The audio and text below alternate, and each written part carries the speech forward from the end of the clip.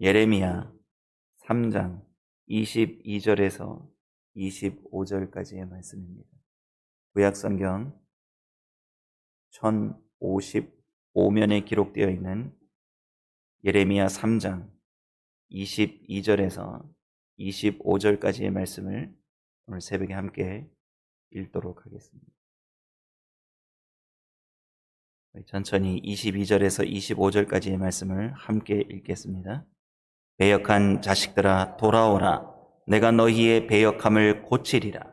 보소서 우리가 주께 왔사오니 주는 우리 하나님 여호와이심이니이다. 작은 산들과 큰 산 위에 떠드는 무리에게 바라는 것은 참으로 허사라. 이스라엘의 구원은 진실로 우리 하나님 여호와께 있나이다. 부끄러운 그것이 우리 어렸을 때부터 우리 열조의 산업인 양떼와 소떼와 아들들과 딸들을 삼켜 싸운즉 우리는 수치 중에 눕겠고 우리는 수욕에 덮이울 것이니 이는 우리와 우리 열조가 어렸을 때로부터 오늘까지 우리 하나님 여호와께 범죄하여 우리 하나님 여호와의 목소리를 청종치 아니하였음이니이다. 아멘. 부모님 자식들 곁길로 가면 자꾸 훈계하죠. 애들은 잔소리라 그래도 애들이 잘못된 길 갈까봐 훈육을 하고 야단도 치고 하시죠. 왜 자꾸 야단치고 가르치셔야 되나요? 잘 되라고 그러시겠죠. 자식 망가지라고 훈육하시는 분이 어디 있겠습니까? 부부도 참 갈등이 많죠. 평생 부부 싸움 합니다. 싸우면서 살죠. 부딪히는 게 많습니다. 왜 자꾸 싸우세요? 변화된 삶, 새 사람이 됐다고 찬송도 부르고 잘 하는데요. 구원받아 영생을 얻은 새 사람이 되어서 주님 성품 닮아서 살아야 되는데 자꾸 부부간에 싸웁니다. 왜 그럴까요? 생각들 해보시나요? 의견이 안 맞죠. 그리고 아내는 남편 말을 너무 안 듣고요. 남편은 아내 말을 자꾸 안 들으려고 그래요. 의견이 안 맞으니까요. 자꾸 설득하려고 그러고 설득하다가 안 되면 이제 윽박도 지르고 소리도 지르고 얼굴도 안 보고 이렇게 싹 돌아서서 냉전의 기류를 흘리기도 합니다. 그럼에도 불구하고요. 우리가 가정의 기능을 잘 하려면 그 가장 관계의 기본, 기초는 뭐가 있어야 되는 거예요? 사랑이 있어야 됩니다. 사랑. 그러니까 사랑에다 갖다가 이렇게 퍼즐 끼워 맞추듯이 사랑이라는 단어 안에 갈등, 훈육, 싸움 이런 거 가정 안에서 일어나는 걸 다 갖다 집어넣어 놓으면요. 그게 가정의 기능 중에 하나입니다. 가정의 역할을 하고 있는 거예요. 가정의 기능이 망가져서 이 사랑의 기초, 사랑의 배경이 이게 싹 사라져 버리면 어떻게 될까요? 사고를 치든지 말든지 지 인생 지가 살지 이러고 그냥 내버려 두게 되죠. 부부도 관심이 있고 좀 갈등하는 거 사랑이 있기 때문에 어떻게 보면 자꾸 부딪히는 겁니다. 관심이 있어서 그래요. 남편 건강을 생각해서 이거 먹지 마라 저거 먹지 마라 자꾸 얘기하거든요. 말 안 듣죠. 저도 말 잘 안 듣습니다. 라면 먹지 말라고 짜게 먹지 말라고 그렇게 얘기해도 땡기거든요. 또 혼나는 줄 알면서도 부딪히는 줄 알면서도 또 그거 합니다. 근데 진짜 생각을 한번 이렇게 바꿔서 해봤거든요. 진짜 이 아내가 나를 미워할 것 같으면 많이 먹어라 짜게 먹어라 더 짜게 먹어라 고혈압 당뇨는 당신에게 다 가서 같이 살아라 그러고 내버려 두겠죠. 그게 되면 이제 무관심까지 가버리면 사랑의 관계의 반대편으로 이렇게 가게 되는 거거든요. 그래도 지지고 볶는다 그러죠. 지지고 볶고 부딪히고 살아도요. 한 지붕 아래에서 그렇게 부딪히면서 살아야 그래도 가정이 이게 기능을 하는 겁니다. 근데 문제는 뭐냐면요. 듣기 싫다고 나가버리면 이게 끝이거든요. 자식이 잔소리 듣는 거 싫다 그러고 집 나가버리고 아내가 남편이랑 싸우는 거 더 이상 지긋지긋하다 그러고 집 나가버리고 남편이 나가버려서 집에 안 들어오면 이게 그때부터 문제가 심각한 겁니다. 그래도 잔소리를 듣든지 싸우든지 한 지붕 아래에 살면서 부대끼면서 해결해 나가야 되거든요. 근데 이스라엘 백성들의 문제가 뭐냐면요. 마음이 홀딱 세상으로 다 가버린 겁니다. 그러니까 몸은 왔다 갔다 성전에서 왔다 갔다 하기도 하고 절기 때 와서 예배 드린다고 그러고 제사 지낸다고 그러고 이렇게 하나님 앞에서 왔다 갔다 하는데 마음은 온통 세상의 것에 다 빼앗겨 있는 거예요. 거기가 있는 거예요. 몸은 와 있어도 생각은 늘 산당에 있어서 늘 그 푸른 나무 아래에 머릿속에 있는 생각들이 다 거기가 있는 거예요. 하나님은 다 아시는 거죠. 그러니까 하나님께서 말씀하시는 거예요. 선지자들 통해서 돌아와라. 거기 마음 빼앗기지 말고 껍데기인 생각, 껍데기인 육신만 와서 왔다 갔다 하지 말고 온 마음과 정성과 뜻을 다 가지고 내 앞에 와라. 하나님께서 그렇게 이스라엘 백성에게 요청하시는 거예요. 그래서 오늘 22절 말씀 앞부분은 사실 위에 붙어 있는 말씀입니다. 이제 어제 말씀하고 이어서 봐야 되는 말씀으로 이제 22절 그 중간에 배역함을 고치리라 이제 거기서 마침표가 찍혀야 되는 겁니다. 22절을 일단 다시 한번 제가 읽어드리겠습니다. 배역한 자식들아 돌아오라. 내가 너희의 배역함을 고치리라. 보소서 우리가 주께 왔사오니 주는 우리 하나님 여호와이심이니이다. 아멘. 배역한 자식들아, 집 나간 자식들아, 돌아나간 자식들아 돌아와라. 너희의 그 배역함, 쇼바브라는 말일 수도 있고, 쇼바브라는 말, 그러니까 배신했는데 너 그 배신하고 나가는 거, 자꾸 집 나가는 거 내가 이제 고치겠다. 이게 너희는 잡겠다 이런 말씀이 아니라 기회를 주겠다. 이제 정말 마지막 기회입니다. 이제 더 이상 기회 없습니다. 남유다에게 주시는 마지막 기회입니다. 지금 이 시대적 배경이요. 이제 예레미야서를 연구하시는 분들은 사실 이 예레미야 3장 6절부터 시기가 나뉘어집니다. 그래서 3장 6절 앞부분을 예레미야 제1설교 그러고요. 3장 6절 밑부분을 예레미야 제2설교라고 그럽니다. 왜냐하면 이게 시대가 조금 구분됩니다. 앞부분은 요시야 왕 제위 13년, 그때 어느 정도 개혁이 이루어지고 있는 상황이었고 신앙적으로 막 부흥운동이 일어나려고 하는 태동기였다면 지금 요때쯤은 요시야 왕 제위 한 18년쯤, 그러니까 요시야 왕이 주전 한 640년경 전후로 해서 왕위에 오르고 그 왕위에 오른 지 18년째에 성전을 수리하다가 율법책을 발견하게 되는 그때입니다. 그러니까 신앙의 개혁, 종교개혁이 이제 완성에 이르러서 막 다 백성들에게 선포되고 이제 사람들이 다 압니다. 우리가 이제 깨어나야 되고 말씀대로 살아드려야 되고 신앙의 부흥을 위해서 우리가 힘쓰고 애써서 하나님 앞에 돌아가야 된다는 거 다 들어서 압니다. 그런데 문제는요, 다 돌아오는 게 아닙니다. 듣기는 들어도 깨닫는 사람이 별로 없습니다. 그 소수의 몇몇 그 말씀을 깨닫고 하나님 앞에 회개하고 돌아가서 주님 앞에 다시 우리 하나님, 우리 진정한 구주 되신 하나님은 여호와 하나님 한 분이십니다. 이러고 오는 소수의 신앙인들, 경건한 사람들이 일어났다라는 걸 오늘 본문을 통해서 이제 드러내는 겁니다.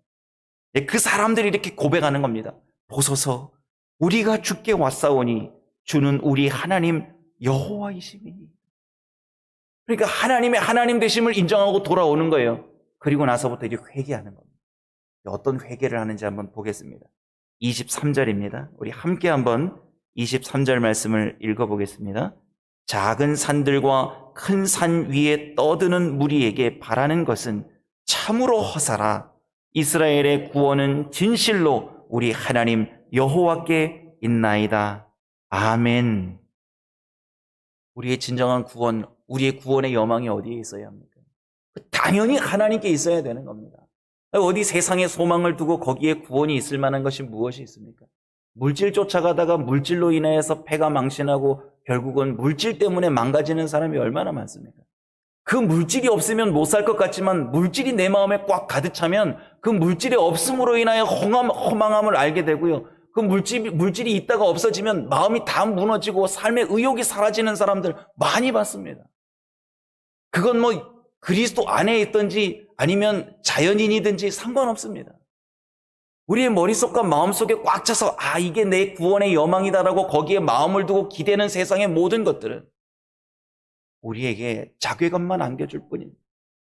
권력을, 짜릿함을 맛보고 그거 붙잡고 그거 누리다가 거기서 내려오면요, 다 인생 끝난 것처럼 허망함 가운데 주저앉는 게 그게 인간입니다. 그게 사람입니다. 사람들 자기에게 유익이 되는 것 같고 육신의 소욕을 만족시켜주는 그 쾌락을 좇아서 사람들이 이게 진짜 좋은 거다라고 거기에 다가 있지만 결국 거기에는 구원의 완성이 없다라는 거예요. 그건 진리 아니라는 겁니다. 그 회개는 거기서 출발하는 겁니다. 그걸 끊어내는 거예요. 세상 사람들은 그거 없으면 못 살아요. 바보같이 그러지 말아요. 그때에 아닙니다. 나의 소망, 나의 구원은 오직 예수. 나를 구원하시고 살려주실 분 오직 우리 주님 한 분뿐. 세상에 그 어떤 것도 내 이 중심 흔들 수 없습니다. 살아보십시오. 진리는 변하지 않습니다. 우리 인간의 죄악의 문제, 인간의 힘으로 해결할 수 없는 문제, 그 죄악의 문제는 하나님 앞에 나와서 구주 예수 십자가의 대속의 은혜를 믿을 때만 해결됩니다. 그걸 우리는 알고 깨달은 바가 우리 마음 안에 있습니다. 그걸 지켜내는 게 회개의 시작입니다. 근데 이스라엘 백성들 그거 들어도 그냥 무시하는 거죠. 못 끊어내는 겁니다. 세상의 여망을 못 끊어내는 거죠. 그래서 아무나 우리의 구원은 오직 하나님께만 있습니다. 그거 참입니다. 진리입니다라고 말하는 거, 이건 정말 하나님 은혜의 역사입니다. 이거 인간의 힘으로 되지 않는 겁니다. 여러분, 우리가 아무리 어렵고 힘들어도 오직 나의 구원의 소망 우리 구주 예수님 이름 안에 있습니다. 이러고 고백하는 게 쉽지 않습니다. 하나님께서 주신 귀한 은혜 평생에 꼭 간직해야 될 줄 믿습니다. 오늘 그 은혜를 붙잡은 사람들이 이제 회개 기도의 구체적인 제목들을 아뢰이는데요. 뭐 회개는 하나님 잘못했어요 이러고 끝나는 게 아닙니다. 이스라엘의 구약적인 회개는요, 내 죄뿐만 아니라 우리 열조의 죄, 그러니까 조상들이죠. 우리 선조대에 지은 죄까지 제가 다 회개하겠습니다. 뭐 그렇게 이제 회개가 시작되는데요. 그게 이제 24절부터 그런 기도입니다. 24절, 25절이 이제 붙어 있으니까요. 우리 천천히 같이 읽어보겠습니다. 부끄러운 그것이 우리의 어렸을 때로부터 우리 열조의 산업인 양떼와 소떼와 아들들과 딸들을 삼켰사온즉 우리는 수치 중에 눕겠고 우리는 수욕에 덮이울 것이니 이는 우리와 우리 열조가 어렸을 때로부터 오늘까지 우리 하나님 여호와께 범죄하여 우리 하나님 여호와의 목소리를 청종치 아니하였음이니이다. 아멘. 진정성 있는 회개는요, 진정성 있는 신앙은요, 이게 회개로부터 출발하는 거죠. 그러면 우리가 다 알고 있습니다. 뭐 모르는 분이 어디 계세요? 회개 잘 해야죠. 그런데 우리가 회개 기도의 구체적인 내용은 잘 생각 안 하거든요. 단순히 내 죄, 내가 잘못해서 벌 받은 거, 어려움이 왔을 때 그 어려운 문제 때문에 막 회개를 끌어내요. 막 회개를 짜냅니다. 사실 진정한 회개는 그런 게 아니에요. 이게 어디서부터 기인했는지 찬찬히 묵상하면서 다 파헤쳐 보는 거예요. 내 위로 아래로 옆으로 다 살펴보는 거예요. 심지어 내 작은 실수 하나에도 누군가 마음에 어려움을 주지는 않았을까? 내가 오늘 하루 동안 살면서 나 때문에 누군가 마음에 어려운 상처, 또 근심을 가지고 있지는 않나, 이런 것들 다 살펴보는 거죠. 회개는 참 정말 섬세하고 세세하게 드려야 되는 것 같아요. 구약 성경을 제가 쭉 읽어보니까 회개의 기도들이 다 그랬습니다.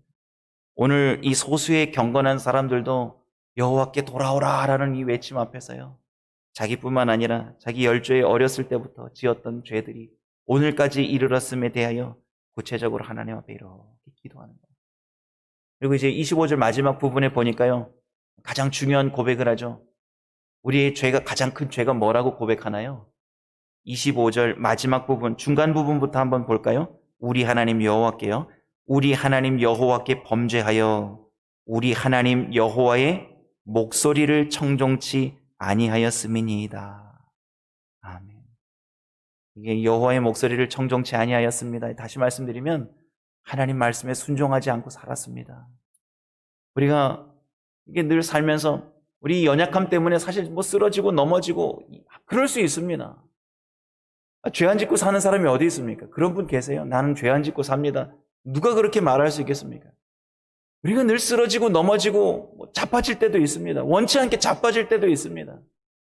그럼에도 불구하고요, 중요한 건 다시 돌아와야 된다는 거예요. 회개가 돌아온다는 의미가 있습니다.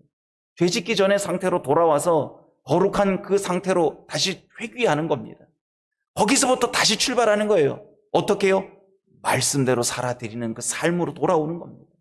그러니까 회개의 기도가 그 시점으로 돌아가는 거예요. 말씀대로 살아드리고 말씀 앞에 순종하면서 성령의 내비게이션, 성경 말씀의 내비게이션을 따라서 움직이는 삶.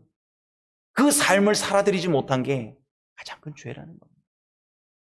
오늘 꼭 이 말씀 기억해 주시기를 부탁드립니다. 그리고 이제 25절 첫 부분에 보면요, 조금 이제 이해하기가 난해한 구절이 있는데요. 25절 첫 부분 보면요, 우리는 수치 중에 눕겠고 우리는 수욕에 덮이울 것이니, 이런 말씀이 있습니다. 이 말씀이 무슨 의미냐면요, 우리가 이제 하나님께 범죄한 거 아닙니까? 하나님 말씀에 순종하지 않고 세상에 좋아 보이는 것들로 마음과 생각을 가득 채우고 성전 앞에 왔다 갔다 해도 늘 생각은 아이고 좋은 거 이렇게 하고 하나님 앞에도 나오고 그렇게 했단 말이죠. 그렇게 해서 하나님 앞에 죄 지었던 그런 일들 때문에 이제 우리가 부끄러운 치욕을 당해도 하나님 마땅합니다. 그런 의미입니다. 하나님, 우리가 말씀대로 살아드리지 못하고 우리가 원하는 것 쫓아다니고 나의 부귀영화를 위해서 막 하나님 복 주셨으니까 그거 내 주머니에 내가 이룬 것처럼 그거 내 마음대로 쓰고 살고 그런 거에 대해서 아무 거리낌 없이 살았다는 거죠. 근데 그런 죄악 속에 살았던 그 이유 때문에 우리가 마땅히 부끄러움과 수치를 당해야 합니다. 이런 고백입니다. 여러분, 회개 기도는 심판을 피하는 게 아닙니다. 회개 기도는 하나님의 임박한 진노가 우리의 이 땅 가운데 임했을 때 하나님 나만 빠져나가게 해주십시오. 나에게는 이 진노가 피해갈 수 있도록 막아주십시오. 그런 게 회개가 아닙니다. 회개 기도는요, 하나님의 마지막 징계, 진노의 심판이 임했을 때에 오히려 더 하나님 품속으로 가까이 나아가 이 진노 속에서도 나의 구원의 소망은 오직 우리 하나님이십니다. 오직 우리 구주 예수님이십니다. 이 믿음을 붙잡는 겁니다. 온전한 회개가 우리 안에 있다면 세상이 어려울수록 어떻게 신앙생활을 해야 할까요? 말씀 앞으로 더 가까이. 고난의 때를 만났습니다. 너무 괴롭습니다. 그때 기도의 자리에 더 가까이. 이렇게 나아가는 것이 회개 기도에 합당한 열매로 살아가는 삶이죠. 욥에게도 사단의 참소와 고난이 있지 않았습니까? 욥의 고백을 보십시오. 주신 이도 여호와시요 취하신 이도 거두신 이도 여호와시니 여호와로 인하여 내가 찬송을 드리겠습니다. 이 고백이 참 어려운 겁니다. 쓰러지고 넘어지고 미끄러져서 자빠져도요, 다시 우뚝 일어나서 하나님의 믿음의 다림줄 앞에 이렇게 꼿꼿이 서서 하나님만 바라본다는 게 이게 쉽지 않습니다. 오뚜기 아시죠? 오뚜기. 오뚜기가 맞을까요? 오뚝이가 맞을까요? 오뚝이가 맞습니다. 제가 이제 설교 준비를 하다 갑자기 오뚜기가 생각이 나더라고요. 한 명의 시인이 오뚜기라는 시가 있습니다. 짧아요. 한번 들어보세요. 오뚜기, 세게, 더 세게 나를 쳐라. 쓰러지지 않으면 내가 아니다. 다시 일어나지 않으면 내가 아니다. 짧죠? 오뚜기가 가진 그 제품의 사명이죠. 아무리 때리고 넘어뜨려도 꼿꼿하게 다시 일어나야 그게 오뚜기입니다. 보세요. 신앙생활 어떻게 하는 게 은혜가 될까요? 쓰러지고 넘어지면 에이구 모르겠다 이러고 넘어져 있으면 안 되겠죠. 오뚜기만 봐도 똑바로 일어서야 신앙인이지. 넘어지고 쓰러지고 자빠지고 집어 던지고 팽개쳐도 다시 오뚝 일어나서 하늘을 향해 꼿꼿이 일어서야 오뚜기지. 그 오뚜기 같은 신앙을 가진 사람들 세상 풍파에 흔들리지 않습니다. 오히려 어렵고 힘들고 흔들릴수록 올곧게 서서요, 하나님께서 우리를 향하여 내려뜨신 그 다림줄 아시죠? 다림줄. 그 건축할 때 이렇게 수평을 잴 때 예전에는 이게 축 삼각형 원뿔이 달린 실, 그 다림줄을 다 늘어뜨려서 이게 올곧게 딱 건물이 올라가는지 달아보는 게 다림줄입니다. 그 다림줄로 딱 달았을 때 올곧게 하늘을 향해 정방향으로 우리의 신앙이 딱 오뚜기처럼 서 있는 그 모습을 하나님 보고 싶어 하시지 않겠습니까? 어려울수록 하나님께서 그런 신앙을 찾지 않으시겠습니까? 오늘 다 돌아오지 않습니다. 다 하나님 말씀 듣는 거 아닙니다. 다 깨닫는 것 아닙니다. 소수의 사람, 신령과 진정의 마음으로 하나님께 영으로 예배하는 사람, 말씀 앞에 떨면서 경건한 마음으로 주님의 뜻을 이 땅에 이루어 드리기 위해서 오늘도 말씀 앞에 엎드려서 기도하는 사람, 그 사람을 지금도 하나님 찾고 계십니다. 오늘 바라옵기는 이 새벽에 깨어 육신을 쳐서 주님 앞에 이 하루도 말씀으로 시작하리라. 기도로 깨워 일어나 이 인류를 위하여 기도하며 하나님의 뜻을 이 땅에 배설하리라. 내가 그리스도의 편지가 되리라. 내가 그리스도의 향기가 되리라. 세상의 빛이 되리라. 세상의 소금이 되리라. 오늘도 이 다짐 안에서 굳건한 믿음으로 올곧게 서서 주님 마음 시원케 해드리는 신앙인으로 오뚜기처럼 하루 살아드리기를 주님의 이름으로 부탁드립니다. 기도하겠습니다. 대저 의인은 7번 넘어질지라도 다시 일어서려니와 악인은 재앙으로 인하여 엎드려지니라 하신 말씀을 기억합니다. 아무리 세상이 어렵고 힘들어도 정말 하나님 앞에 우뚝 서서 말씀의 깨달음을 붙잡고 성경 말씀을 가슴에 담기 위해 몸부림치며 이 인류에 닥쳐진 재앙의 문제, 마지막 심판의 때를 바라보며 주님 다시 오실 날을 영의 눈을 뜨고 바라보며 우뚝 서서 신앙인답게, 대장부답게, 사나이답게, 그리스도의 자녀답게, 그리스도인답게 오늘도 구원의 소망 되신 주님 앞에 올곧은 신앙으로 잘 살아드리기를 예수님의 이름으로 기도드립니다. 아멘.